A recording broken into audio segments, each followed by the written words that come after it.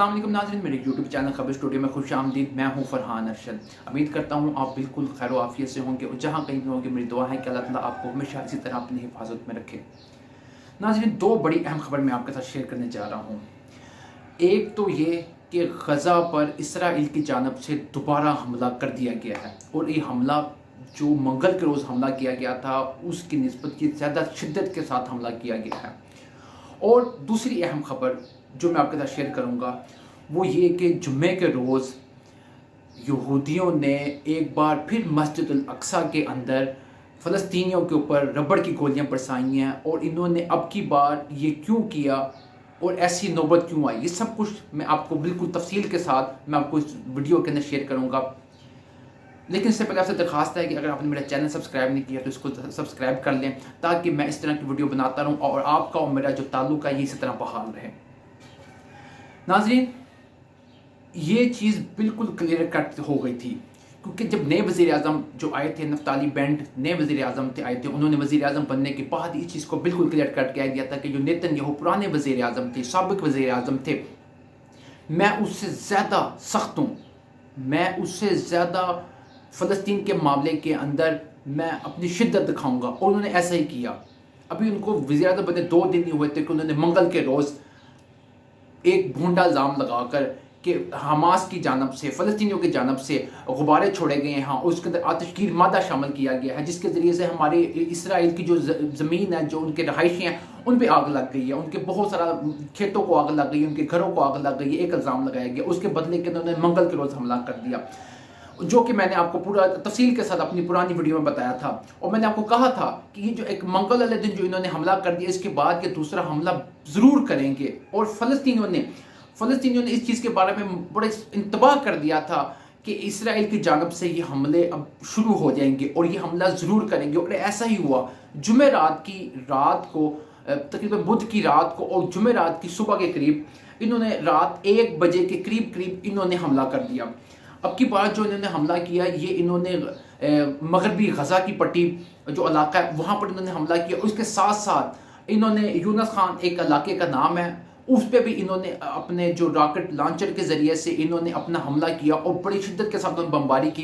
तहम अभी तक वहाँ पर हमास की जानब से और फ़लस्तीनी की जो मीडिया ज़राए हैं उनकी जानब से अभी तक किसी की जानी और माली नुकसान की तरदीद नहीं हो रही है। कि जो नए वज़ीर आज़म आए ना, ये इंतहाई ख़तरनाक वज़ीर आज़म है।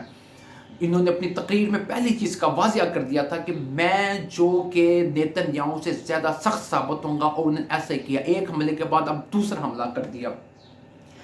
अब उसके बाद ये जो एक हमला उन्होंने जुमेरात की रात के तकरीबन 1 बजे करीब किया, इसके बाद दूसरा हमला उन्होंने अल-कासम ब्रिगेड के जो फौजी अड्डे है तकरीबन को 2:30 से 3 बजे के करीब इन्होंने वहाँ पर भी हमला किया।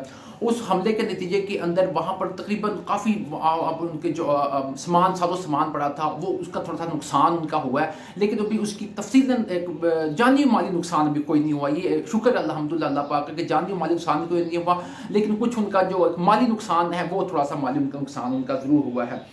अब ये 2 हमले के बाद ना अब फ़लस्तीन के अंदर ना सायरन बजने शुरू हो गए कि सायरन वो होते हैं कि जब जंग लगती है, मतलब इन 2 इलाकों में, क्योंकि ये एक ही तकरीबन इनका इलाका है और इस दोनों के अंदर फ़लस्तीनी और इसराइली दोनों इस मतलब एक मुल्क के अंदर जो ऐसे मुल्क तो फ़लस्तीनियों का, लेकिन इसराइली वहाँ पर आए हैं, काबज़ हुए हैं और वहाँ पर रह रहे हैं, तो वहाँ पर एक सायरन बजना शुरू हो गया। पहले तो मैं इस खबर को ढूंढता रहा कि फ़लस्तीनियों के पास तो सायरन की ऑप्शन ही नहीं है, क्योंकि सायरन की जो ये इस्तेमाल करते हैं ये टेक्नोलॉजी सिर्फ और सिर्फ इसराइलियों के पास है, जो इसराइली वहाँ पर काबज़ उनके पास है।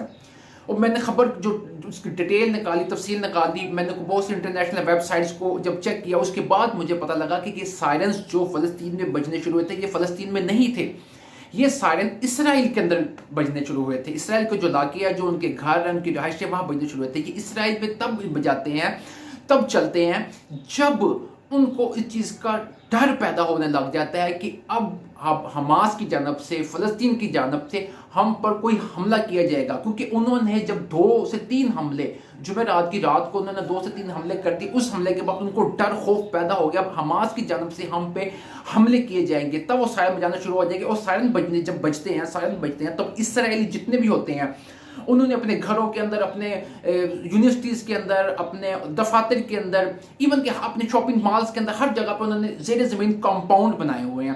اب جب یہ سائرن بجتا ہے، سائرن بجنے کے بعد وہ سب اپنے زیر زمین کمپاؤنڈ کے اندر چلے جاتے ہیں تاکہ وہ وہاں پر محفوظ رہ سکیں.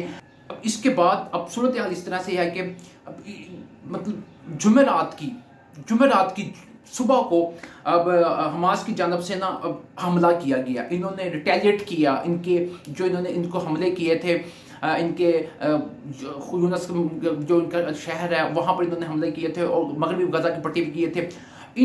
حماس نے بڑے طریقے سے انہوں نے اپنے ٹارگٹ کر کے ان کا ایک ڈرون طیارہ مار کرایا.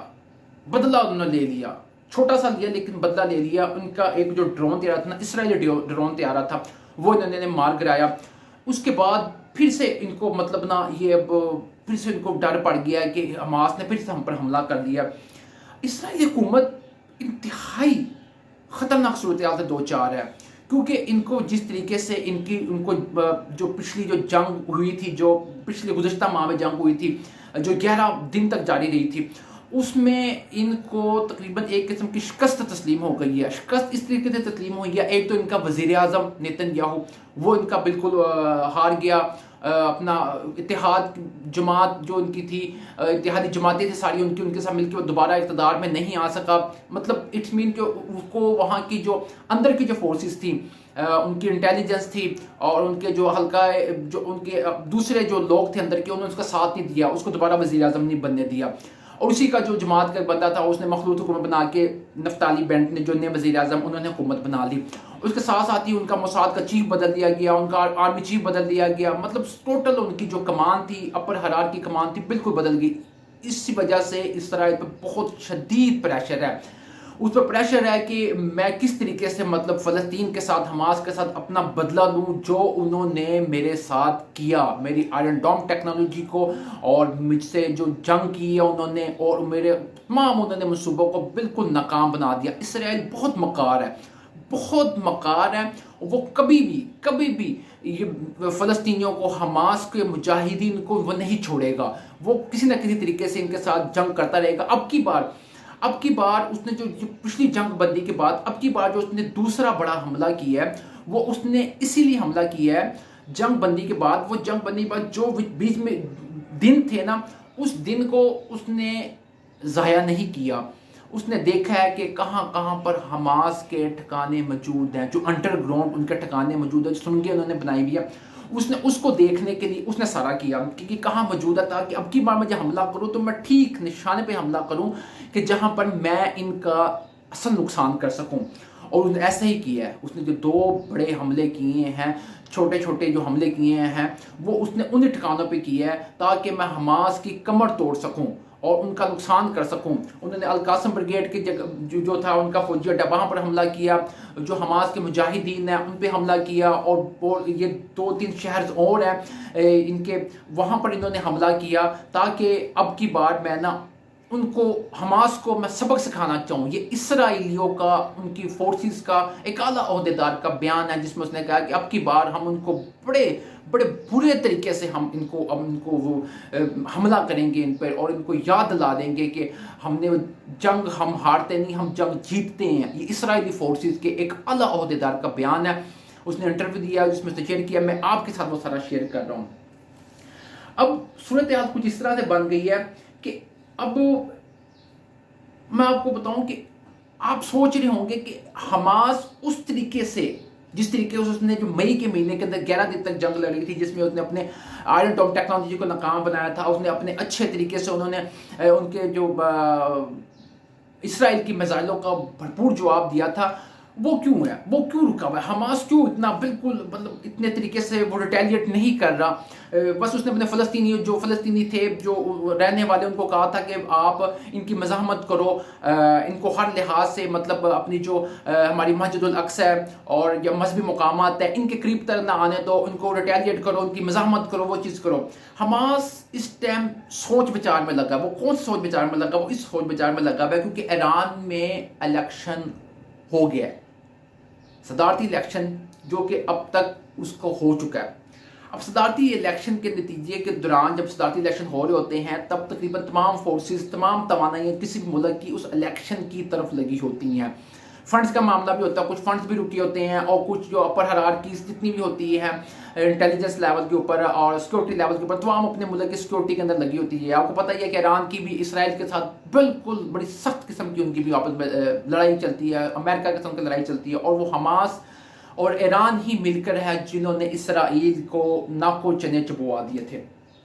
اب وہاں پر الیکشن ہو رہی ہے. اب الیکشن کو جو بھی ہوتا ہے، الیکشن کے بعد یہ دوبارہ سے جنگ جو ہے نا، یہ ایک خون ریزی جنگ میں بدل سکتی ہے.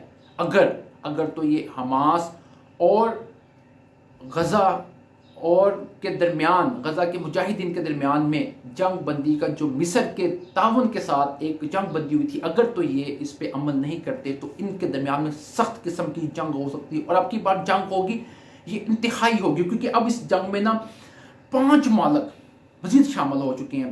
ایران اس میں شامل ہو چکا ہے، شام، جارڈن، مصر، لبنان. اب کی بار ان 5 ممالک نے فلسطین کا ساتھ دینا ہے، اور اب انہوں نے اسرائیل کو بالکل صفحہ ہستی سے مٹانے کے لیے بھرپور تیاری کرنی ہے. بھرپور انہوں نے دائیں بائیں سب جانب سے اسرائیل کے اوپر حملے کرنے ہیں، اور اسرائیل کو اب انہوں نے کسی، آپ جسے کہہ دو کہ میں ان کے لیے کیا الفاظ استعمال کروں، کہ ان کو کسی لائق نہیں چھوڑنا، بالکل ختم برباد کر دینا. اب اسی دوران کے اندر اب یہ لگی ہوئی نا امریکی وزیر خارجہ اینٹونی بلنکن اور اس کے ساتھ جو نئی گورنمنٹ بنی ہے اسرائیل کے اندر، ان کے جو وزیر خارجہ ہے، ٹھیک ہے، یائر لیپڈ، ان کے درمیان میں ٹیلی فونک رابطہ ہوا ہے. اب ٹیلی فونک رابطے کے اندر انہوں نے امریکہ کی، اب دیکھ لیں کہ غداری دیکھ لے، ان کا دوغلا پن دیکھ لے کہ فون کیا ہے ان دونوں وزیر خارجہ نے اپنے فون کیا ہے. فون کرنے کے بعد انہوں نے صرف اتنا کہا کہ اسرائیلیوں ہم آپ کے ساتھ کھڑے ہیں، اور ہم آپ کے ساتھ پختہ عزم کا ارادہ کرتے ہیں، ہم آپ کی حفاظت کے لیے، آپ کے تعاون کے لیے ہر ممکن ہم آپ کی کوشش و مدد کریں گے، ہم آپ کے ساتھ کھڑے ہیں. انہوں نے ذرا ذکر نہیں کیا کہ فلسطینیوں کے جو مسائل ہیں یا فلسطین کے ساتھ جنگ کیوں کر رہے ہو، کیا چیز کر رہے ہیں. بس اسرائیل کو یہ کہا کہ ہم تمہارے ساتھ کھڑے ہیں، ہم تمہیں اسلحہ بھی دیں گے، پیسہ بھی دیں گے، مال بھی دیں گے، بس ٹھیک ہے تم اپنا کام جاری رکھو. اور مطلب یہ جو ان کی منافقت، ان کا دوغلا پن کھل کے بالکل سامنے آ چکا ہے. وہ نئی گورنمنٹ کو تھپکی لگائی کہ ہم تمہارے ساتھ ہیں، تم جو کرنا کرو، ان حماس مجاہدین کے ساتھ جنگ لڑو، ان فلسطینیوں کو اس زمین سے، اس علاقے سے باہر نکالو، بے دخل کرو، ہم تمہارے ساتھ ہیں. یہ ایک بالکل آپ کو امریکہ کا جو اور یہ چہرہ میں نے آپ کو بالکل بیان کر دیا کہ وہ جو نئے ان کے وزیر خارجہ، جو اسرائیلی وزیر خارجہ، ان کو نقال کی، ان کو بتایا، انہوں نے کہا ہم تمہارے ساتھ ہیں، پختہ عزم کے ساتھ ہم تمہارے ساتھ، ہم مدد بھی کریں گے، پیسے کی مدد بھی کریں گے، مالی مدد بھی کریں گے، تم نے جو کرنا نا کرو. جنگ جب ہونی ہے نا تو ان 5 ممالک پلس اسرائیل کی جانب سے ہونی ہے، اور اس میں دیکھنا سے اس میں بہت سارے ممالک اور بھی شامل ہو جائیں گے کہ جو اب کی بار جو ہے نا یہ ان کو اسرائیلیوں کو بالکل سبق سکھا دیں گے کہ اب کی بار نہیں، اب نہیں، بہت کر لیا تم نے، بہت فلسطینیوں پہ ظلم ڈھا لیے، بہت چیزیں تم نے کر دی ہیں، اب کی بار ہم تمہیں نا کسی لائق نہیں چھوڑیں گے. ناظرین، آپ کو میری ویڈیو کیسی لگی اپنے فیڈ بیک سے ضرور آگاہ کیجیے گا، اور میں آپ سے درخواست کرتا ہوں میرے چینل کو سبسکرائب کر لیں تاکہ آپ کو اس طرح کی ویڈیو ملتی رہے، اور ویڈیو اچھی لگے تو اپنے دوستوں کے ساتھ اس کو ضرور شیئر کیجیے گا. شکریہ.